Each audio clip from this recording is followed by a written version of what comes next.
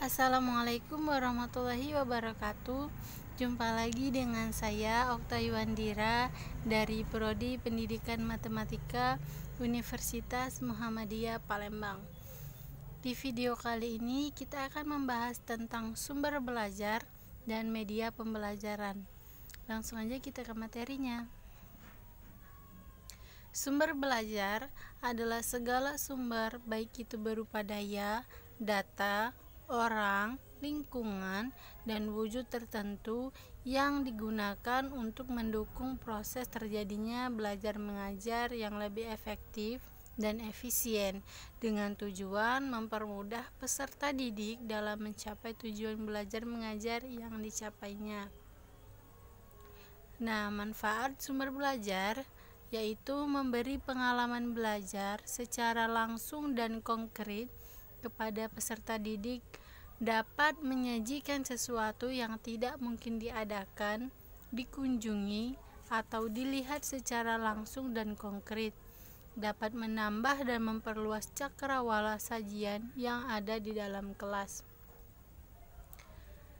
Nah, untuk media pembelajaran, kata media berasal dari bahasa Latin yaitu medius, yang secara harfiah berarti tengah, perantara, atau pengantar. Dalam bahasa Arab, media adalah perantara atau pengantar pesan dari pengirim kepada penerima pesan. Pengertian media pembelajaran adalah alat pengajaran yang digunakan untuk membantu menyampaikan materi pembelajaran dalam proses belajar mengajar, sehingga mempermudah pencapaian tujuan-tujuan pembelajaran yang sudah dirumuskan. Dengan demikian, dapat disimpulkan bahwa media adalah bagian yang tidak terpisahkan dari proses belajar mengajar, demi tercapainya tujuan pendidikan pada umumnya dan tujuan pembelajaran di sekolah pada khususnya.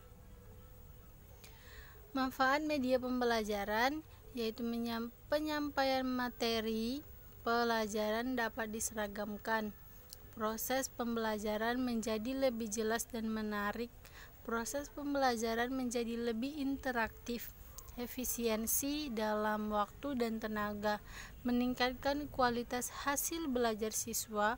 Media memungkinkan proses belajar dapat dilakukan di mana saja dan kapan saja. Nah, berikut adalah beberapa fungsi dari media pembelajaran, yaitu pertama, pemusat perhatian siswa. Kedua, mengunggah emosi siswa. Ketiga, membantu siswa memahami materi pembelajaran. Keempat, membantu siswa mengorganisasikan informasi. Kelima, membangkitkan motivasi belajar siswa. Keenam, membuat pembelajaran menjadi lebih konkret. Ketujuh, mengatasi keterbatasan ruang, waktu, dan daya indera. Kedelapan, mengaktifkan pembelajaran. Kesembilan, mengurangi kemungkinan pembelajaran yang melulu berpusat pada guru.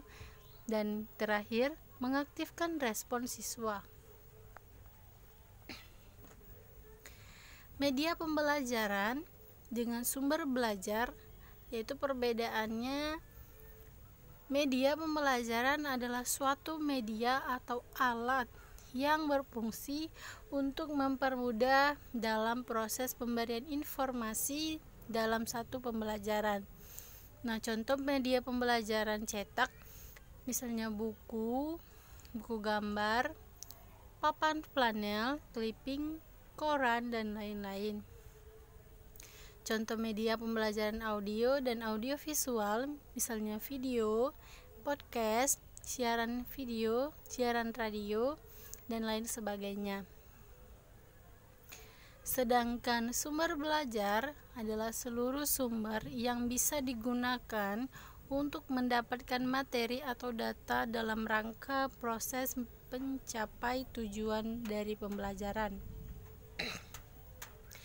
Nah, yang dapat dikatakan sumber belajar adalah buku, koran, film, perpustakaan, kegiatan wawancara, museum, dan lingkungan. Sumber belajar dapat dipandang sebagai suatu sistem karena merupakan satu kesatuan yang di dalamnya terdapat komponen yang berhubungan dan saling berpengaruh satu sama lain. Peran media dan sumber belajar adalah sebagai alat pembelajaran yang memudahkan guru dalam menyampaikan materi kepada siswa dengan harapan dapat meningkatkan hasil belajar siswa. Data awal yang dapat peneliti yaitu penggunaan media pembelajaran belum maksimal dan masih terbatasnya sumber belajar. Terima kasih, sampai jumpa di video selanjutnya. Wassalamualaikum warahmatullahi wabarakatuh.